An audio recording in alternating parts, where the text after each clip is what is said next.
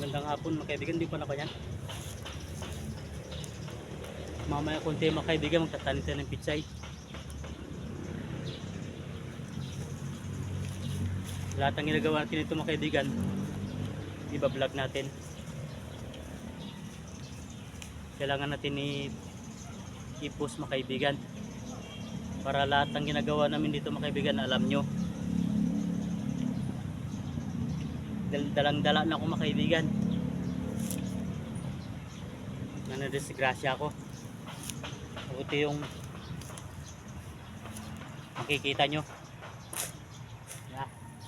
Ulit-ulit kasi itong sabihin, bahala kayo kung magsawa kayo sa video ko. Kailangan kong ipakita sa inyo kung anong ginagawa ko. Diba? Kanina nagtawas tayo. Ngayon nagkanal tayo. Mamaya magtatanim tayo ng pitsay.